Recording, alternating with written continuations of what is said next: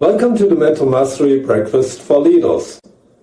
Mary was the CEO of a subsidiary of a European multinational, and she took on this role about 2 years prior, being coached by me.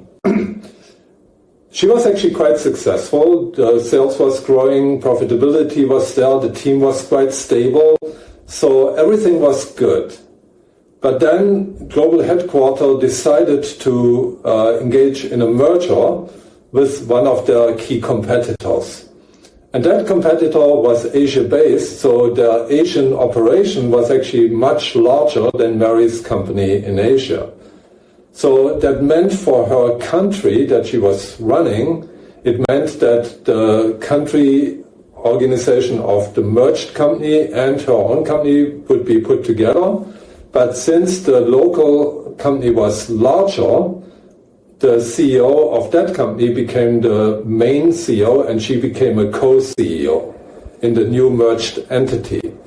So for Mary that felt like a demotion because suddenly she was not number one anymore, she was number two now in this merged larger entity.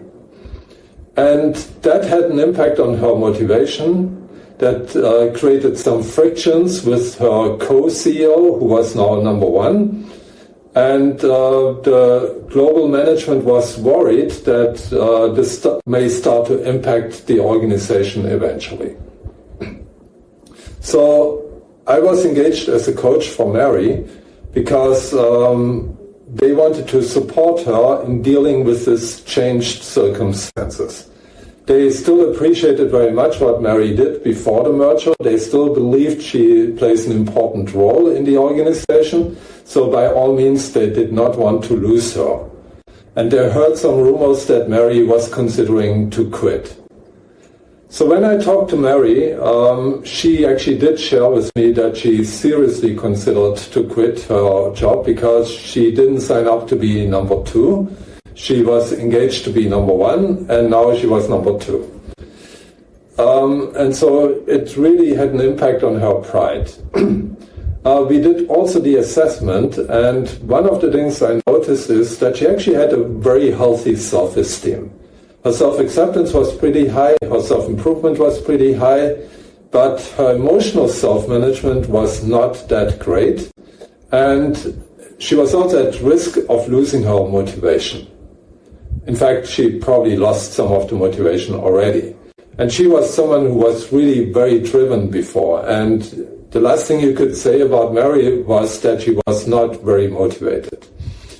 But that started to slowly change with that new situation. So one of the things we did is we discussed what does it actually mean to her? What is actually her new role? What is actually her mission? What is actually good about this new situation, what is not so good about this new situation.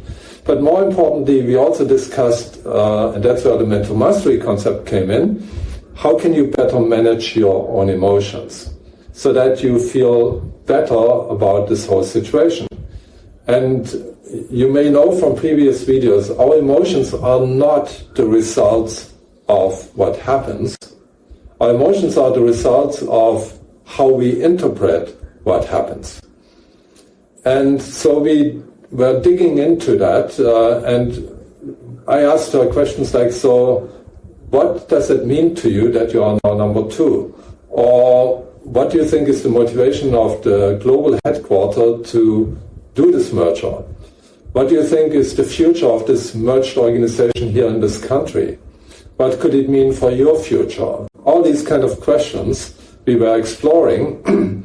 And we also realized that she had some quite negative thoughts and made some not so good assumptions, especially about her co-CEO. She actually thought he's obnoxious, she thought he's selfish, she thought he's not respecting her enough, and things like that. Now, whether that's true or not, I really don't know. And there might be some truth to what she said. But that's not really the question. The question is, how useful is it to think that way? How does it make her feel? How do these emotions then affect what she does and how she communicates and how she operates? And obviously, we already saw some behaviors that were less than optimal, and her communication was also quite controversial at times. And so when she started to shift the way she thought about all these things, when she started to see actually an opportunity in this whole situation, things started to change quite significantly. She started to actually realize that not only did she think that this number one CEO didn't respect her enough, in fact she admitted and realized that she did not respect him enough. And we have a saying, the way you shout into the forest, that's the way it shouts back, with the echo, right? And in this case, she was obviously projecting what she experienced onto that leader. And so when she started to realize that she needs to respect this person, that he has actually also strengths. Yes, he may have some weaknesses, but every leader has. And when she started to see the positives, and when she started to see a longer-term perspective that was actually positive for her, or could turn out to be positive, that started to shift her motivation. Now she slowly went out of that victim mindset and got back into her much more comfortable, empowered mindset, where she feels, I can actually drive things.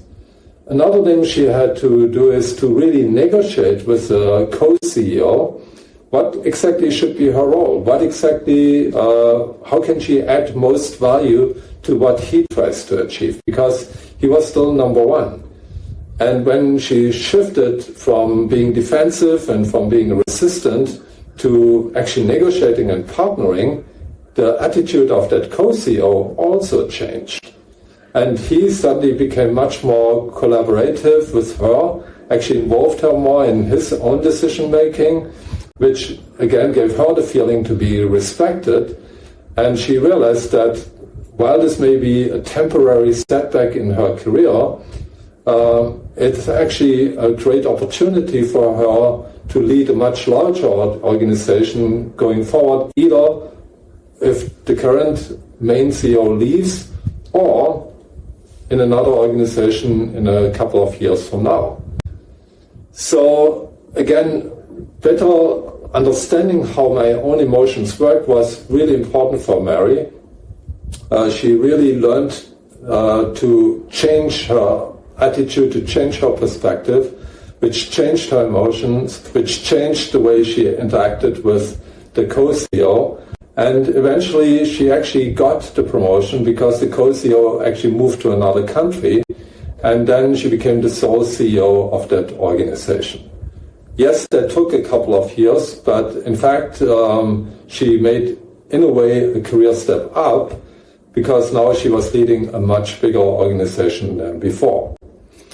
If you found this episode of Mental Mastery Breakfast for Leaders interesting or useful, don't forget to subscribe if you haven't done so. Hit the like button, and please do leave your comments. Always curious to hear what you have to say.